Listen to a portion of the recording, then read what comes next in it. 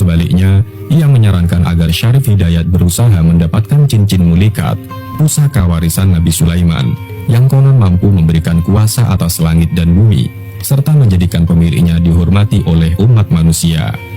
Mendengar hal itu, Syarif Hidayat mengajak Syekh Nataullah untuk bersama-sama mencari cincin tersebut, melanjutkan perjalanan ruhani mereka dalam mencari ilmu dan kebenaran sejati. Perjalanan spiritual Syarif Hidayat akhirnya membawanya ke makam Nabi Sulaiman. Di tempat yang sakral dan penuh misteri itu, kejadian luar biasa terjadi. Sosok Nabi Sulaiman seolah hidup kembali hanya untuk menyerahkan cincin mulikat, pusaka legendaris yang konon mampu memberi kuasa atas langit dan bumi.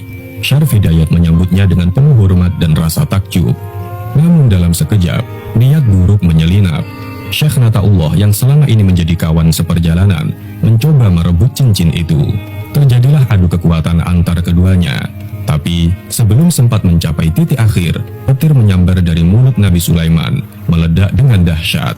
Ledakan itu memisahkan mereka. Syekh Nataullah terlempar jauh hingga ke Pulau Jawa, sementara Syarif Hidayat terpental dan jatuh ke sebuah pulau asing bernama Pulau Surandil. Di sela-sela kisah ini, kita diajak kembali kepada Rara Santang yang tengah diliputi rindu mendalam. Sudah 10 tahun berlalu sejak kepergian putranya, dan tak ada kabar sedikit pun. Dalam setiap sujudnya, ia terus mendoakan keselamatan dan keberkahan hidup anaknya. Hingga suatu malam, suara gaib datang menghampiri, menyampaikan wahyu. Anakmu itu akan menjadi raja besar di negeri Bani Israel, bergelar Sultan Dul Sapingi. Bila engkau benar-benar rindu padanya, kembalilah ke tanah Jawa dan nantikanlah ia di Gunung Jati. Rara Santang pun patuh pada petunjuk itu. Ia kembali ke tanah kelahirannya menuruti pesan dari Syekh Datuk Kahfi, dan mulai menetap di Gunung Jati untuk menantikan kepulangan sang anak yang dirindukannya. Kisah kembali beralih pada Syarif Hidayat yang kini berada di Gunung Surandil.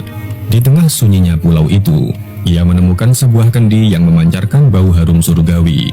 Kendi itu ajaib, bisa berbicara. Ia mempersilahkan Syarif Hidayat untuk meminum isinya. Syarif hanya meminum setengahnya, dan sang kendi meramalkan bahwa kerajaan yang kelak akan didirikannya tidak akan langgeng. Hanya negaranya yang akan bertahan lama, tetapi rajanya silih berganti. Mendengar itu, Syarif pun segera menghabiskan air kendi tersebut. Namun ramalan tetap tak berubah. Setelah menyampaikan ramalannya, kendi itu lenyap begitu saja. Di pulau itu pula, Syarif Hidayat bertemu dengan Syekh Kamarullah, seorang pertapa yang kelak akan memainkan peran penting dalam penyebaran Islam di tanah Jawa. Atas saran Syarif Hidayat, Syekh Kamarullah pergi ke Pulau Jawa dan menetap di Gunung